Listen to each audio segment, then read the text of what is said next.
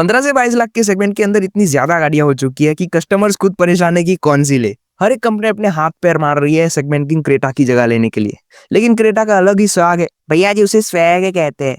अरे हाँ, वही क्रेटा का अलग ही साग है। इतनी सारी गाड़ियां उसको दबाने आ चुकी है, लेकिन इसकी बिक्री को रत्ती भर का फर्क नहीं पड़ रहा। ऊपर से इसकी सेल्स हर महीने बढ़ती ही जा रही है। और एक सोचने वाली बात तो यह है कि एक 18 से 20 लाख की गाड़ी देश के अंदर सबसे ज्यादा बिक रही है, मतलब ये 8-10 लाख की गाड़ियों से भी ज्यादा बिक रही है। ऑल्टो वैगनआर क्या होता है भाई, और ये आज भी अपने सेगमेंट के अंदर किंग बनी हुई है। आज देखेंगे इस गाड़ियों के शाहरुख खान को कि क्यों इस गाड़ी को लोग इतना ज्यादा पसंद कर रहे हैं, और अपने लॉन्च से लेके आज तक ये किंग बनी हुई है। और आखिर क्यों कोई गाड़ी अभी तक क्रेटा की गद्दी को नहीं छीन पाई। जय हिंद, आप देख रहे हो ऑटोडेक, और अपनी छोटी स्क्रीन को फुल स्क्रीन के अंदर बदल दीजिए जिससे आपका मजाक खराब ना हो। अगर किसी का बजट 20 लाख के आसपास का होगा तो ज्यादातर चांसेस है कि वो क्रेटा की तरफ ही जाएगा। और आज से नहीं, बहुत पहले से, जब से क्रेटा लॉन्च हुई थी तब से लोगों की पहली पसंद वही रही है। लेकिन पहले लोगों की जेबें इतनी ज्यादा भरी नहीं रहती थी कि वो इतनी महंगी गाड़ी ले सके। मगर आज आप सोचिए कि ये स्विफ्ट वैगनआर बलेनो से भी ज्यादा बिक रही है। जहाँ पे अगर सेल्स की बात करें तो क्रेटा की हर महीने 16 से 17 हजार यूनिट्स बिकी जाती है। अब इतनी ज्यादा बिक रही है तो कोई ना कोई कारण तो होगा ही, जिसमें सबसे पहला कारण आ जाता है वैल्यू फॉर मनी। आप बताइए क्रेटा के अंदर क्या नहीं मिलता, जो चाहिए वो सब है। अच्छे लुक्स है, इंजन ऑप्शंस दबा के दे रखे हैं। क्या चाहिए आपको, ऑटोमेटिक चाहिए, मैनुअल चाहिए, पेट्रोल में चाहिए, डीजल में चाहिए, सीएनजी की भी बात चल रही थी और इलेक्ट्रिक भी आ चुका है। वैसे हाँ, इलेक्ट्रिक लेने लायक नहीं है, लेकिन ऑप्शन में तो है ही। साथ ही साथ फीचर्स भी अपने सेगमेंट में सबसे ज्यादा देती है। ADAS, 2 screens, air purifier, ventilated seats, blue link और ना जाने क्या क्या। और ये प्रोडक्ट बहुत सालों से बिक रहा है, तो इसके पास क्रेटा और hyundai 2 बड़े ब्रांड नेम्स भी है, तो और फिर क्या ही चाहिए। इसके सेगमेंट की जो बाकी गाड़ी आती है, सेल्टोस, कुशेक, ग्रैंड विटारा वगैरह, इन सब में कहीं ना कुछ कमी रहती है। जैसे कि किसी के अंदर पावर ज्यादा है तो फीचर्स कम है, किसी के अंदर फीचर्स ज्यादा है तो पावर और माइलेज कम है, किसी का प्राइस ज्यादा है तो किसी का मेंटेनेंस ज्यादा है। मगर क्रेटा के साथ ये सब फंडा नहीं है। मगर क्रेटा सभी जगह पे बीच में बैठ जाती है, जहाँ पे ज्यादा चाहिए वहाँ पे ज्यादा मिलेगा, जहाँ पे कम होना चाहिए कम। और ये अपने कंपटीशन की सबसे पुरानी गाड़ी है, तो इतने सालों में इसने जो ब्रांड वैल्यू बनाई है उसका क्या ही कहना। मान लीजिए अगर आपसे कोई कहे कि जेठालाल ने एलिवेट ली है, तो आधे से ज्यादा लोगों को तो इसका नाम भी पता नहीं होगा। ई का होलो, एक गाड़ी है या कुछ और, लोग ऐसा कहेंगे। लेकिन अगर कोई कहेगा कि जेठालाल ने क्रेटा ली है, तो बाप रे बाप, जेठालाल ने क्रेटा ले ली। क्रेटा अभी तक रिक्शा में जा रहा था, आज देखो क्रेटा चला रहा है। आप समझ रहे हैं क्रेटा की ब्रांड वैल्यू कितनी ज्यादा हो चुकी है। क्रेटा को 2015 में लॉन्च किया गया था, और उस वक्त इस गाड़ी को देख के लोगों का रिएक्शन कुछ ऐसा था। क्रेटा के लुक्स और फीचर्स बहुत ही ज्यादा आगे के लगते थे। और बाकी कंपटीशन की गाड़ियों की बात करें तो उस वक्त कुछ था ही नहीं। कंपटीशन के नाम पे वहां पे 2 बहनें थी, एक डस्टर थी और एक उसकी ही बहन टरेना थी। इन दोनों का भी भौकाल उस वक्त अलग ही लेवल का था। हाँ, भले ही आज कोई इनमें से है नहीं, लेकिन उस वक्त इनकी ब्रांड वैल्यू बहुत ही ज्यादा थी। और जब क्रेटा लॉन्च हुई तो इन दोनों की बैंड बच के रह गई थी, लिटरली बैंड बच के रह गई थी। धीरे धीरे इनकी सेल्स कहाँ गायब होने लगी पता ही नहीं चला। और अब लोगों को क्रेटा के अंदर इतनी ज्यादा अच्छाइयां दिखने लगी थी कि क्या ही कहना। ऊपर से क्रेटा के जो लुक्स थे वो उसके ताऊजी और चाचा जी से मिलते थे, मतलब कि उस वक्त ही सेंटा फे और टुक्सॉन से मिलते थे। और ये दोनों गाड़ियां उस वक्त बहुत ही ज्यादा महंगी थी, तो लोगों के अंदर इमेज ऐसी थी कि भाई कितनी महंगी गाड़ियां है। बाद में जब क्रेटा को इन्हीं के लुक्स के ऊपर बनाया गया, फिर लोगों को लगा कि सस्ते में अच्छा माल मिल रहा है, यही ले लेते हैं। ताऊजी और चाचा जी को तो खरीद नहीं सकते, भतीजे को ही खरीद लेते हैं, मतलब क्रेटा को खरीद लेते हैं। और तभी से लोगों के अंदर क्रेटा का स्वाग चालू हो चुका था। भैया जी स्वैग, अरे जाने दो।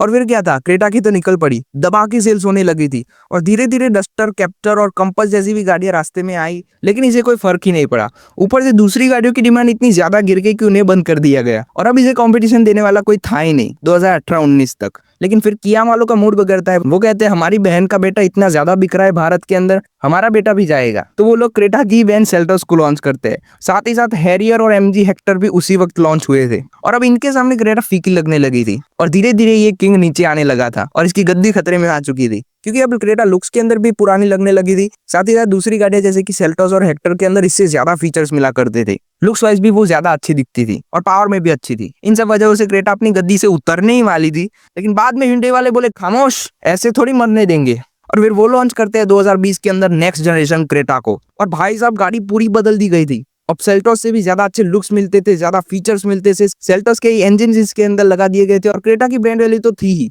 तो बस किंग रिटर्न्स, और ये फिर से दबा के बिकने लगी, और आज के दिन तक भी बिकती है। क्रेटा को बीट करना या फिर उसको रिप्लेस करना बहुत बहुत बहुत ही ज्यादा मुश्किल है, क्योंकि इसके पास बहुत सारी एडवांटेजेस है, जैसे कि अच्छे खासे फीचर्स, बहुत सारे इंजन ऑप्शन, साथ ही साथ Hyundai जैसे ब्रांड का भरोसा और क्रेटा की खुद की वैल्यू तो है ही, और ये सब चीजें इसे अनबीटेबल बना देती है। इसके सेगमेंट के अंदर और कोई गाड़ी है नहीं जो कि इतना सब एक साथ दे सके। ऊपर से कंपटीशन इतना ज्यादा हो चुका है कि लोग ज्यादा सोचते ही नहीं है, डायरेक्ट क्रेटा ले लेते हैं, क्योंकि एक वैल्यू फॉर मनी पैकेज भी है। बहुत सारी गाड़ियों से उम्मीद थी कि वो क्रेटा की जगह ले पाएगी, जिसमें सबसे बड़ा नाम था टाटा कर्व का और ग्रैंड विटारा का। लेकिन ग्रैंड विटारा तो फिर भी थोड़ी बहुत चल गई, लेकिन कर्व क्रेटा के आसपास भी नहीं आ पा रही है, और अभी हाल फिलहाल में आप किसी से उम्मीद नहीं कर सकते। अगर सीआर अच्छा खेल जाती है तो वो शायद क्रेटा को बहुत तगड़ा कंपटीशन दे सकती है। बाकी बची है सेल्टोस और ग्रैंड विटारा, जिनसे आप थोड़ी उम्मीद रख सकते हैं। बाकी आपको क्या लगता है वो तो जरूर बताना ही। वैसे मेरे पास एक गाड़ी है जिससे बिल्कुल भी आप उम्मीद भी नहीं लगा सके, आपने सोचा भी नहीं होगा कि ये गाड़ी कुछ कर पाएगी। मैं आपको लास्ट के अंदर बताऊंगा, तब तक आप सोचते रहिए कौन सी गाड़ी होगी वो, और कमेंट में भी बता दीजिए।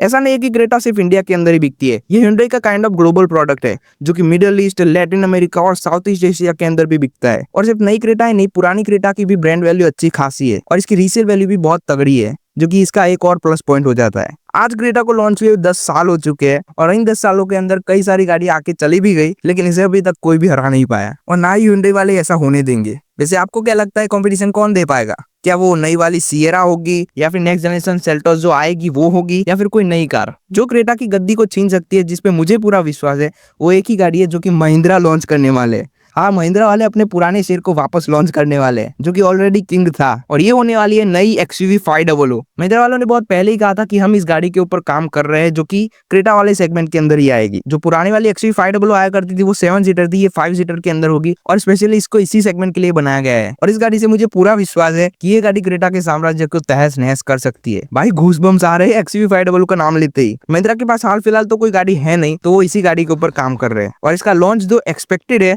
वो 2027 या फिर 26 के सेकंड हाफ के अंदर हम मान सकते हैं। वैसे XUV 500 के ऊपर अलग से वीडियो आ सकता है, अगर आप लोग कमेंट के अंदर बोलो तो। बाकी बताना जरूर आपको देखना है या फिर नहीं, और क्या लगता है XUV 500 कर पाएगी कुछ या फिर नहीं? क्योंकि देखिए महिंद्रा वाले जैसे आज बढ़ रहे हैं आगे, और वैसे ही गाड़ी वो बना देते हैं, तो भाई सब ये पक्का क्रेटा किलर हो सकती है। बाकी तो आप अपने विचार तो बता ही सकते हैं, तो बता देना। और यहाँ तक आ चुके हो तो पसंद तो आया होगा, लाइक और सब्सक्राइब भी करके जाना। बाकी तो देखते रहिए ऑटोडेक को। जय हिंद।